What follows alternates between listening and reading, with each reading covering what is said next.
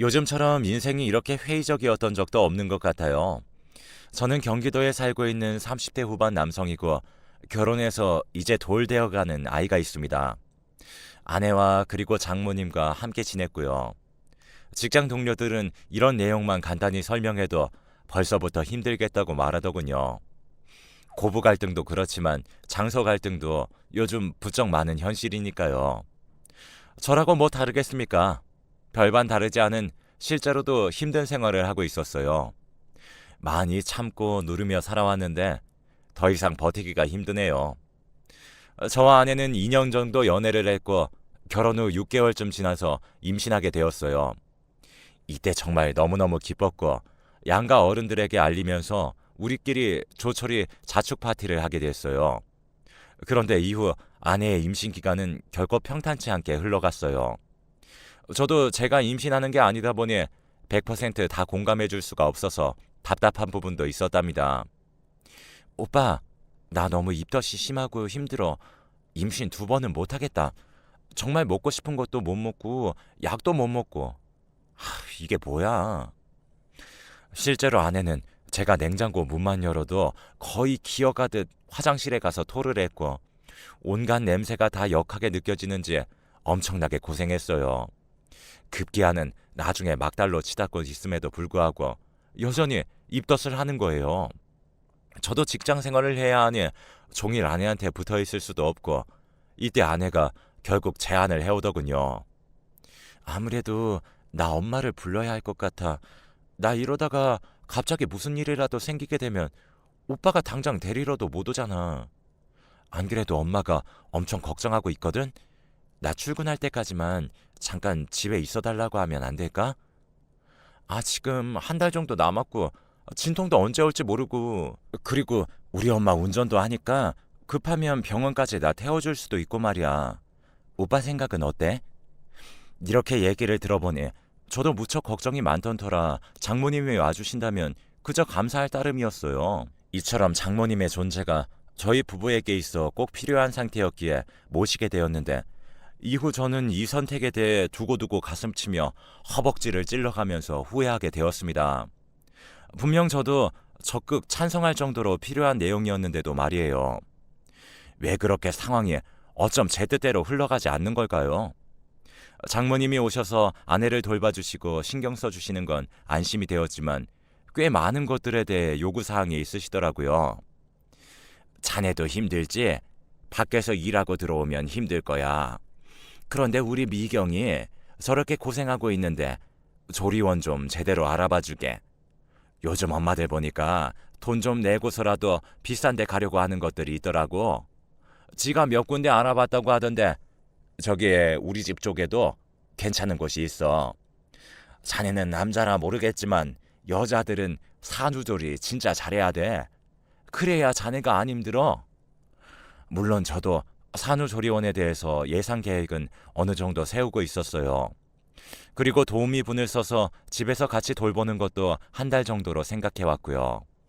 그런데 아내와 장모님이 새로이 알아봤다며 또 다른 곳을 권하는데 글쎄 가격대가 만만치 않은 거예요. 저는 250에서 300 정도 생각했는데 이걸 훌쩍 넘더라고요.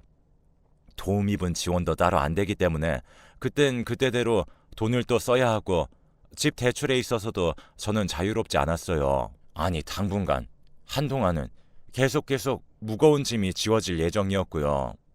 그런데 훌쩍 저런 큰 돈을 지불하기 어려웠죠. 제 표정을 보신 장모님은 계속해서 말씀하시더군요. 이런데 돈 아끼면 안 되는 거야. 자네 여자들이 임신해서 애 낳기까지 얼마나 고생하는지 아나? 더군다나 쟤는 막달까지 이 고생을 저렇게 죽어라 하고 있잖아. 저거 절대 흔하게 하는 거 아니다. 이래서 남자들도 임신해봐야 된다니까. 이때부터 말씀이 좀 거슬리기 시작하더라고요. 아내가 고생하는 거야 저도 같이 붙어있으면서 봤는데 모를 리가 없고 그걸 가볍게 여기는 것도 아니에요. 하지만 우리 부부의 재정은 한정되어 있으니 당연히 그 부분에 대해 멈칫하고 고민할 수 있는 거잖아요. 그런데 장모님은 제가 망설였다는 것 하나만으로 계속 서운하다고 하시더군요. 게다가 뒤에서 아내까지 원망 섞인 표정으로 저를 보고 있는 걸 보니 새삼 막 되게 허전하고 혼자가 된 느낌이 들었어요.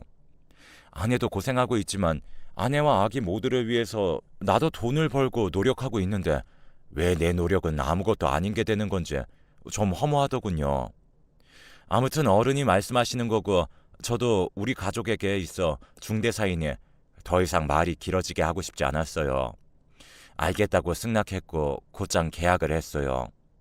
이후에 아내는 자연분만으로 고생스럽게 아기를 낳았고 조리원에 있다가 다시 집으로 돌아왔어요. 아내의 분만 예정일 기준으로 저도 휴가를 몰아서 썼기 때문에 함께 있었고 장모님과 함께 왔다 갔다 하면서 상황을 보았고요. 집으로 돌아왔을 때에는 도우미분도 함께 고용한 상태였기 때문에 그나마 아내도 좀 쉴 수 있었는데요. 그런데 이상하게 제가 생각한 것과는 좀 다르게 상황이 가는 거예요. 도우미분도 있겠다. 거기에도 적지 않은 돈을 들였으니 장모님은 얼마 안 계시다 가실 줄 알았거든요. 그런데 그게 아닌 거예요. 저기 오빠, 엄마 나 때문에 한동안 있어주기로 했어. 내 상태 봐서 몇 달만 더 있다 가신대. 미리 말 안 해서 미안해. 전에 엄마랑 대강 얘기했었거든. 나 회복될 때까지만 엄마가 나 옆에서 케어해준다고 말이야. 오빠가 좀 이해해줘. 이쯤 되니 저도 장모님께서 거주하는 기간이 너무 길어지는 것 같아 솔직히 부담스러웠어요. 예전에 아무렇지 않게 잠옷바람으로 거실에 있었는데 이젠 그럴 수도 없고 화장실을 왔다 갔다 하거나 간식을 먹고 야식을 시켜 먹는 것도 괜스레 눈치가 보이는 거예요. 저의 이런 생활 패턴을 썩 마음에 안 들어 하셨거든요. 자네 그런 것만 먹으면 건강 나빠져. 그러니까 자꾸 살만 찌는 게 아닌가. 애 아빠가 돼가지고 오래오래 자식이랑 같이 살 생각을 해야지. 요즘 젊은 사람들도 암 많이 걸려요. 어? 하여간에 한국인들은 맵고 짜고 기름진 것들을 많이 먹어대고 그러니 암 환자들이 많지. 자네 그런 상황 되면 우리 미경이는 혼자 어떻게 애 키우고 살라고 그러나? 장모님의 말이 저를 걱정하셔서 하는 말이라는 건 알겠는데 딱 들었을 때 기분이 썩 좋지 않은 화법을 쓰셨어요. 다 맞는 말인 건 아는데 어쩐지 늘 개운치 않은 그런 상황이었죠. 그런 와중에 저희 식구들도 아기를 엄청 보고 싶어 하셨어요. 아버지와 어머니 모두 무척 보고 싶어 하셨고 누나도 자기에게 있어 첫 조카이니 무척 그러했고요. 그래서 아내에게 이런 말을 꺼냈는데 그때 돌아온 대답이 조금 당황스러웠어요. 어? 어머님이랑 아버님이랑 형님도 오신다고? 기다려봐. 엄마한테 물어볼게. 저는 왜 이 대답이 서럽게 느껴지는 걸까요? 우리 집에 우리 부모님을 모시는 건데 왜 장모님 허락을 받아야 하는 건가요? 막말로 이 당시 도우미분이 거의 아이 케어를 하고 계셨고 장모님은 정말로 아내만 봐주실 뿐이었어요. 딱히 저희 가족이 온다고 해서 문제될 게 없는데 말이에요. 저도 순간적으로 기분이 나빠져서 아내에게 물었어요. 왜 장모님한테 여쭤봐야 돼? 아들 집에 오신다는데 사돈한테 허락을 받을 이유가 있으신 거야? 그러자 이때 아내도 뭔가 예민해진 건지 저한테 확 짜증을 내더라고요. 아니, 왜 말을 그렇게 받아들여? 엄마가 집에 간 것도 아니고 일단 여기서 우리랑 살고 있잖아. 그럼 엄마도 사돈 어른이 왔다 갔다 하는 거 불편할 수도 있으니 어디 가 있으라고 하려던 거야. 어머님 아버님도 아들 집에 왔는데 우리 엄마가 떡하니 지키고 있으면 불편할 거잖아. 편하게 보시게 하려고 그런 건데 오빠는 무슨 말을 그렇게 해? 이렇게 말을 하니 저도 할 말이 없어진 데다가 이때 도우미분이 출근하셨기 때문에 더 이상 말할 수가 없었어요. 그런데 나름 저 역시 장모님과 길어지는 생활에 있어 쌓인 게 있었는지 이런 일정을 장모님으로부터 컨펌받고 싶지는 않더라고요. 저희 가족과 일정을 조율을 했고 아내에게 말을 했어요. 우리 가족들은 21일 오전 아니면 24일 저녁 시간대밖에 못 오신대. 자기가 장모님이랑 얘기해보던지 하고 그때 시간 안 되신다고 해도 뭐 어때? 우리 부모님은 불편할 거 하나도 없으시다고 그냥 아기만 잠깐 보고 가신다니까. 그렇게 알고 있어. 그랬더니 아내는 이전의 싸움을 의식했는지 뭔가 억누르는 듯 했지만 여전히 표정이 안 좋은 거예요. 오빠, 약간 이렇게 통보식으로 말하는 거 좀 별로다. 우리 엄마 보고 알아서 맞추라는 거야? 엄마 보고 그 시간에 나가 있으라고? 이야기가 이렇게 되니 저도 격양된 목소리로 말할 수밖에 없더군요. 미경아, 너야말로 얘기를 왜 그렇게 받아들여? 나는 처음부터 우리 가족 올 때 장모님 어디 가 계시라는 얘기 안 했어. 네가 그렇게 정한 거잖아. 그리고 누나나 부모님 모두 다 각자 일하고 있으니까 시간 맞추기도 어렵고 아주 잠깐 다녀가려고 시간을 여럿이 잡은 건데 그거 하나도 눈치를 봐야 돼? 우리 가족들이 무슨 맨날 드나들기를 해, 뭘 해? 아기 임신한 이후에 처음으로 신혼집에 모시는 건데 그거 하나도 맞춰드리기 힘들어? 이때 저는 흥분해서 줄줄줄 말하고 있는데 그 순간 문을 탁 열고 장모님이 나오시더군요. 그러더니 대뜸 저에게 한마디를 하시는데 진짜 뚜껑이 확 열리더라고요. 자네, 내가 들으려고 들은 게 아니라 안에서 들리니까 들은 건데 내가 이 집에 있는 게 불만인가? 아니, 그래. 사돈이 우리 현우 보려고 여기 오시는 거 좋다 이거야. 누가 뭐라 그랬어? 그런데 같이 살고 있는 사람들이랑 약속을 다 맞춰보고 조율을 해서 와야지. 그래야 나도 맞이하는 체면이 살지 않겠어? 그걸 갖다가 이제 아기 낳고 몸도 힘들어하는 아내한테 그런 식으로 따지는 게 어디 있나? 자네 미경이 고생하는 건 보이지도 않아? 이러면서 또 막달까지 입덧하고 고생한 우리 딸 어쩌고 하면서 그 레퍼토리를 늘어놓으시는데 정말 머리가 어지럽더라고요. 결국 더 뭐라고 하겠어요. 깨갱하고 네네 하는 거죠. 하지만 우리 부모님 일정이 이러하니 맞춰주십사 부탁을 드렸어요. 끝내 못마땅한 장모님과 아내의 얼굴은 아직도 생각할 때마다 분통이 터질 것 같아요. 아무튼 그렇게 해서 가족들이 집에 왔고 아기 선물에 과일에 아내 용돈까지 준비해서 오셨더라고요.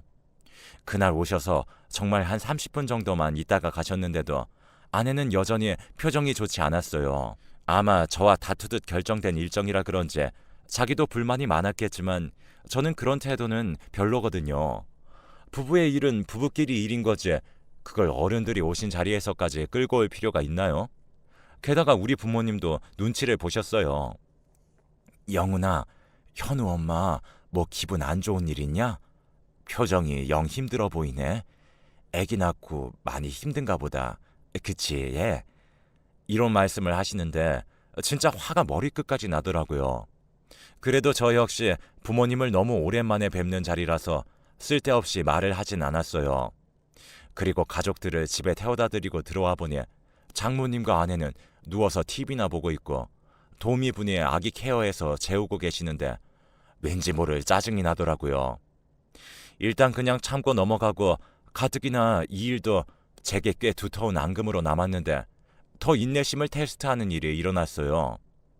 결과적으로 저는 그 인내심을 다루는데 실패했고요.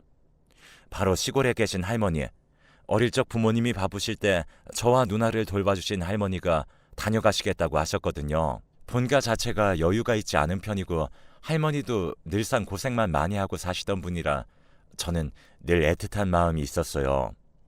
어릴 때 매일 해주시던 계란밥이며 오뎅볶음 등 우리 남매에게 할머니는 늘 찡한 존재였거든요.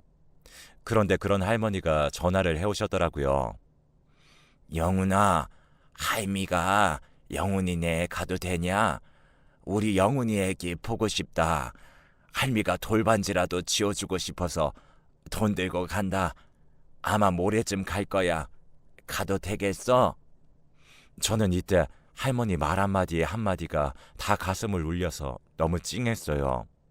돈도 없으실 거고 기초수급자로 생활 중이실 텐데 보나마나 그 돈 조금씩 나누고 절약하고 모으고 하셨을 게 뻔했거든요.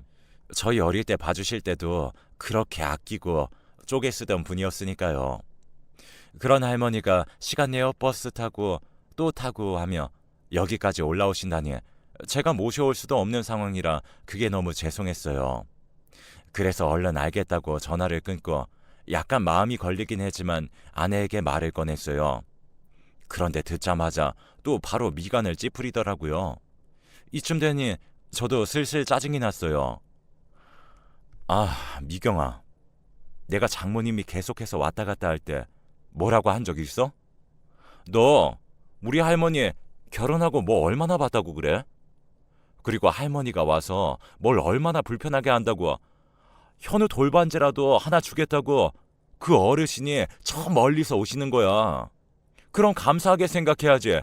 이렇게 마냥 짜증낼 일이냐고. 이때 제가 마음속 이야기를 작정하고 하는 티가 나서 그런지 장모님은 방에서 나오시려다가 안 나오시고 듣고만 계시더군요.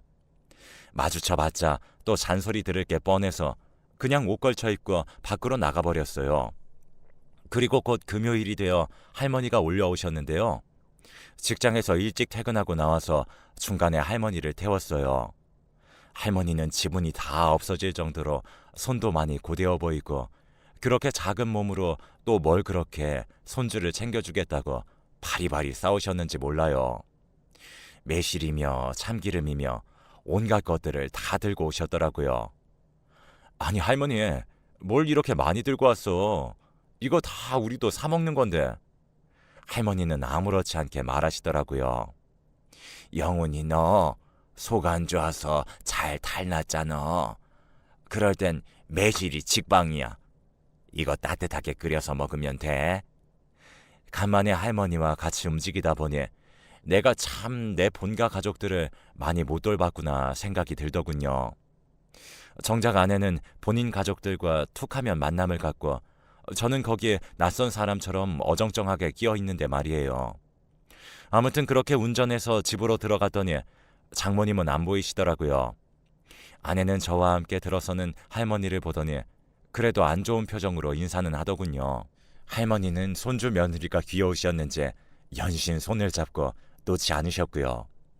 그래서 저도 좀 딱딱해진 마음을 풀고 아기를 보여드리려고 하는데 아내가 방에서 아기를 안고 나오는데 여전히 똥 씹은 표정인 거예요. 할머니, 여기 아기 보세요. 이제 막 쳐다보고 있어요. 할머니는 활짝 웃으면서 차마 만져보지는 못하니 눈으로만 보시더라고요. 그러면서 잔뜩 거칠어진 손으로 아내의 손을 잡더니 아기 반지해주라면서 누르스름한 봉투를 주시는 거예요. 예, 아가, 이거 받아. 내가 준비해왔어. 고생이 아주 많았어. 장하네, 그려. 그런데 아무리 시댁 가족들에 대한 마음이 온도가 아무리 다르겠지만요. 아내는 내내 얼굴을 펴지를 않고 아주 꼿꼿한 자세로 받기만 하는 거예요. 그러더니 휙 일어나서 방을 나가버리더군요. 슬슬 짜증이 쌓이려던 찰나에 시계를 보니 어느새 저녁 7시가 된 거예요. 저도 예상은 하고 있었지만 아무래도 시간대가 생각보다 늦어졌고 그렇게 먼 시골도 아니지만 다시 되돌아가긴 좀 무리가 있을 것 같았어요. 그래서 할머니에게 일단 쉬라고 하고 저는 나가서 아내에게 말을 했어요.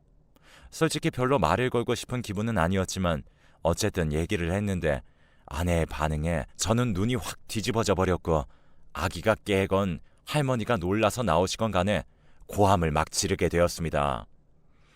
저 미경아, 할머니 오늘 하루 주무시고 가게 하자. 나도 예상한 건 아니었는데 그래도 시간이 너무 애매해서 얼른 저녁 같이 준비해서 먹고 일찍 쉬시라고 할게. 이 말조차도 저는 아내 눈치를 꽤 보면서 한 말이었는데요. 제가 맨날 이런 식으로 맞춰주기만 하니 아내는 제 말에 저따위 반응을 보인 걸까요? 뭐? 주무시고 간다고? 나한테 말도 안 했잖아. 갑자기 이렇게 오빠 마음대로 일정을 잡아버리면 어떡해?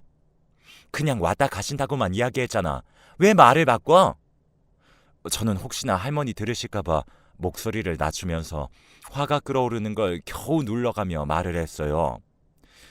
아, 나도 그러려고 했는데 상황이 이렇게 됐어. 그건 미안하게 생각한다고. 그래도 우리 집에 찾아와 주신 어른이고 남도 아니고 내 할머니야. 내가 이렇게 부탁한다고. 어? 오늘 하루 주무시게 하고 내일 모셔다 드릴게. 아니 그랬더니 아내는 아주 날카롭게 소리를 빽빽 질러가며 할머니가 있건 말건 상관을 안 하더군요. 아, 몰라. 오빠는 왜 맨날 멋대로야? 가뜩이나 할머니는 좀... 아니, 오빠는 나 입던 막달까지 했던 거 알잖아. 내가 얼마나 냄새에 예민한지 잘 알면서. 짜증나. 할머니는 어디서 주무시게 할 건데? 저 작은 방, 거기 아기도 가끔 들어가서 노는 곳인데 할머니들 냄새 배이면 어쩌려고? 아까도 할머니들 특유의 냄새가 막 코를 찌르는데 솔직히 오빠도 그거 느꼈잖아. 아냐? 안 그래도 힘든데 왜 이렇게 일을 만들어 자꾸? 이렇게 되니 저는 입이 딱 벌어져서 아내의 입만 쳐다보게 되었어요. 아내가 정말 눈치가 지독하게 없고 사리 판단이 안 되는 건지 그 와중에도 지 할 말만 하더군요. 아, 지금 안 늦었잖아. 지금 밖에 그렇게 어둡지도 않고, 그리고 내일 토요일이고 오빠 회사도 안 가잖아. 얼른 차로 모셔다 드리면 되는 거 아니야? 왜 방법이 있는데 굳이 나를 이렇게 괴롭히는 거야? 애기 방에 냄새도 배일 거고 밥도 또 어떻게 하고 내일은 도우미도 안 오는데. 오빠, 진짜 2번 말하게 하지 말고 빨리 모셔다 드리고 와. 얼른! 이때 저는 순간적으로 너무 화가 나서 안경 벗고 다시 아내를 노려봤어요. 온몸이 다 떨리면서 정말 얘는 나를 남편도 그 무엇도, 심지어 자기가 신고 있는 슬리퍼조차로도 취급을 안 하는구나 싶었어요. 그러면서 머릿속으로 빠르게 스쳐가는 장면들. 우리 부모님과 누나가 아내 눈치 보며 허겁지겁 쫓기듯 30분 만에 일어나던 모습이며 문틈 사이로 눈치를 보고 계시는 할머니의 모습 등 정말 많은 것들이 저를 혼란스럽고 역겹게 하더군요. 이윽고 저는 입을 열었습니다. 미경아, 나가라. 좋은 말 할 때 지금 나가, 얼른. 아내는 눈이 휘둥그레지면서 믿을 수 없다는 듯이 저를 보더군요. 뭐? 오빠, 지금 나한테 뭐라고 했어? 나보고 나가라고 한 거야, 지금? 오빠 미쳤어? 저는 손짓을 대충 하면서 쫓아보내는 말을 했어요. 나가. 당장 나가. 장모님한테 가. 네 엄마한테 가. 집에 가. 나더러 지금 여기서 나가라고? 반복해서 저는 계속 똑같은 말만 했어요. 아내는 기가 막히다는 태도로 저한테 바득바득 따졌지만 기계적으로 저는 나가라고만 했고 이내 아내의 목소리는 공기를 찐 듯 더욱 날카로워지고 아주 핏대를 올리더라고요. 내가 왜 나가야 되는데? 어떻게 집에서 애 키우고 고생만 하는 나한테 이런 말을 할 수가 있어? 나보고 나가라고? 오빠 진짜 돌아버린 거 아니야? 그런 아내를 뒤로하고 방 쪽을 보니 잠들어 있는 아기 옆으로 불편하게 앉아 계신 할머니와 눈이 마주쳤어요. 당혹스럽고 난감하고 무척이나 무안한 얼굴이셨습니다. 저는 눈을 질끈 감고 숨을 크게 내쉰 뒤 아내를 현관으로 몰아냈어요. 나한테 뭐라고 하고 싶으면 일단 나가서 엄마한테 이르던지. 네가 밖에 나가서 집에 가는 건 미친 짓이고 우리 할머니가 집에 가는 건 당연한 거야? 너 우리 가족들이 우습냐? 아님 내가 우스워? 너 하라는 대로 다 맞춰주고 장모님이랑도 벌써 이게 몇 개월이야. 나 몇 달을 기약 없이 니네 엄마 모시고 군소리 없이 살았어. 그런 나한테 내 돈 주고 산 집에 내 가족들 1년 사이 딱 2번 불렀어. 그런데 내가 이렇게 대역죄인이 되어야 한다고? 네가 양심이 있으면 길 가는 사람 붙잡고 물어봐. 진짜 쉴 새 없이 입에 모터 달린 듯이 말이 다다닥 나오더군요. 아내도 제가 안경까지 벗어던지며 화내는 모습을 본 적은 없으니 갈수록 입을 다물고 저를 노려보더니 이내 딴 곳을 쳐다보며 외면하더군요. 야, 다 싫으면 이혼해. 나도 싫어. 내 집에서 내가 내 자식 한번 퇴근해서 안아보는 것도 눈치 보이고 이 집에서 뭐 라면이라도 끓여 먹고 옷 갈아입고 어디 나가는 것도 눈치 보이고 나도 진짜 많이 참았다. 도우미를 이렇게 계속 쓰고 있는데 너는 내가 일해서 돈 벌고 있다는 생각은 안 하니? 근데 뭐 네가 고생을 해? 무슨 뭔 고생을 했는데? 그렇게 힘들어 죽겠으면 네 엄마 집 가서 거기서 살아. 난 네 장단 못 맞춰. 일단 우선 나가. 택시를 부르던지 알아서 가. 가라고. 저도 이 정도까지 몰아세운 건 너무하다는 생각도 들었지만 솔직히 분이 다 풀리지 않아요. 안방까지 들어가서 아내 잠바랑 가방을 챙겨서 현관에 던져놓고 나가라고 소리를 질렀어요. 아내는 눈물이 그렁그렁해지며 짐을 갖고 나갔고 그날 저녁 장모님으로부터 전화가 몇 통 왔지만 받지 않았어요. 비밀번호도 바꿔버렸어요. 내 집을 본인 집처럼 드나드셨던 장모님의 꼴보기 싫어서 할머니 모셔다 드리러 나가는 길에 아예 번호를 바꿔버렸습니다. 할머니는 터미널까지 가는 와중에도 손주네 부부가 걱정스러워서 표정이 어두우시고 진짜 이게 다 뭐하는 짓인가 싶었어요. 누나한테 부탁해서 집에 와서 아기를 좀 봐달라고 했고 당분간 누나에게 얼마간 아이를 부탁하려고 돈을 얼마 정도 주었어요. 아, 여기서 들으면 오해하실 수도 있는데 저 장모님이 와 계실 때에도 수고 많으시다면서 한 달에 100만 원씩 드렸어요. 정작 아기 봐주는 건 도우미가 다 하고 장모님은 그냥 아내랑 배달 음식 시켜 드시고 TV 보고 누워 계신 게 다반사였는데 말이에요. 아내가 애 낳고 힘들었다지만 딱히 그 기간 동안 병원을 다녀야 할 정도로 힘든 것도 아니었고요. 밤에도 저나 아내가 번갈아 가면서 애기 봤지 장모님은 주무시게 했거든요. 다시 생각해봐도 제 잘못이 크네요. 제가 스스로 무덤을 팠던 것 같아요. 만만하게 보일 자리를 다 파서 스스로 무덤 안으로 들어가 놓고선 그걸 흙으로 덮고 삽질한 사람들을 욕했던 것 같아요. 아내는 꼴에 자존심은 있어서 절대 전화는 안 받고 장모님은 어디서 자기 딸을 쫓아내냐며 당장 와서 사과하라고 협박 문자만 매일 보내세요. 그걸 보니 다시 회복해볼 의지가 정말 조금도 안 생기네요. 솔직히 저는 장모님한테도 쌓인 게 너무나 많아서 다 들이받고 싶지만 더 지저분한 싸움 만들기 싫어서 참을 뿐입니다. 저는 무슨 수를 써서라도 이 여자, 이 집안이랑 이혼할 겁니다. 여기까지 제 넋두리 들어주셔서 감사합니다.